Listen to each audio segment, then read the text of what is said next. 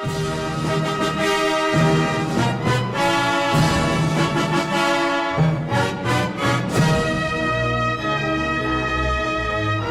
Republic of Crimea-Gazaria is one of the founding members of the North Atlantic Treaty Organization, and also the closest member to the Soviet menace, being one of only 3 NATO members that have a direct border with them, although being closest in terms of the distance of the nation's capital to the Soviet border. Crimea-Gazaria's history dates back millennia, but its modern form began to take shape after the Congress of Vienna in 1815 with the creation of the Italian Party of Crimea, the predecessor to the later Crimean Independence Party. At the time, the nation was still only known as Crimea by most, although Gazarian was still occasionally used to separate the demonyms of Italians in Crimea and Italians of what would become Italy itself. Crimea's place in Imperial Russia was that of cooperation and little Russification, as the Gazarians of the time did not mind Russian oversight, although the Tatars and Ukrainians in Crimea were less pleased. After the disastrous Crimean War, the Gazarians were also then displeased with the Russian Tsar and combined the Italian party with smaller independence movements to create the Crimean Independence Party. The victors of the Crimean War supported the movement's efforts in an attempt to weaken Russia. The Crimean people began to act further against Russian neglect as time went on, taking local matters more into their own hands. The Russian government was furious over this, and in turn attempted to force control over the region through the military in the 1880s. This led to the outbreak of the Crimean Rebellion of 1885 and 86, which inevitably ended in a two-way offensive from Russia across the Cherkio Strait and Tavros Isthmus.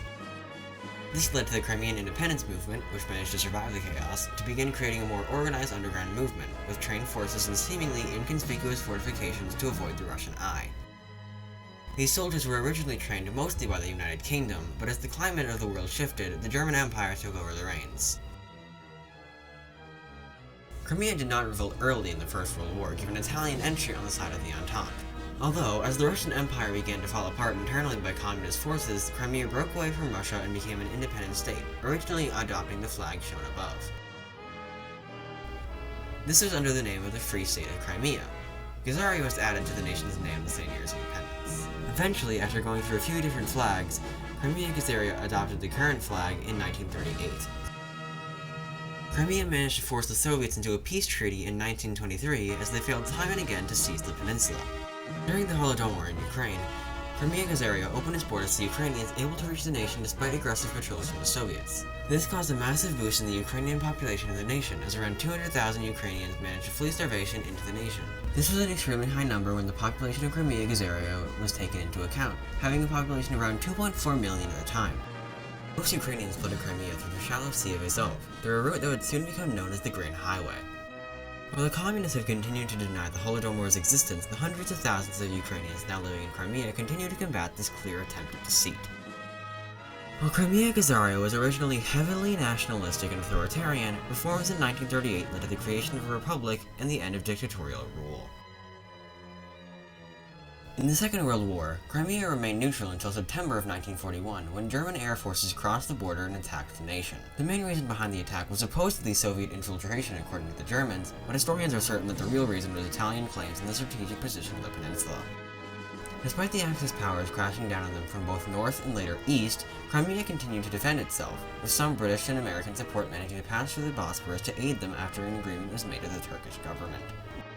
During the war, Crimea showed itself to be a nation capable of carrying more than its own weight, with the nation's navy managing to hold off the collective navies of Romania and Bulgaria despite their clear disadvantages. The final conference to decide the post-war state of Europe would take place in the city of Yalita, in the southeast of Crimea-Gazaria. Crimea-Gazaria was a founding member of the North Atlantic Treaty Organization in 1949. The nation's proximity to the communists has made it a very advantageous ally to have in the fight against communist tyranny. While the communists have been unhappy about the Crimean-Gazarian ascendance to NATO, the state of the Bosporus halted the situation from becoming a crisis. During the Cuban Missile Crisis of a few years ago, communist forces were at a standoff with Crimean forces at the Tavros Isthmus, almost spiraling into a crisis of its own. After the crisis in Cuba was handled, however, Crimea has remained fairly calm, although the nation's proximity to the heart of the communist beast has caused it to remain a point of contention. Crimea-Gazaria today is in many ways similar to how it was prior to the Second World War. It has retained a strong democratic base since 1938, and its population has seen massive growth since the early 1930s, now holding a population of around 5.5 million people, over double its pre-war population.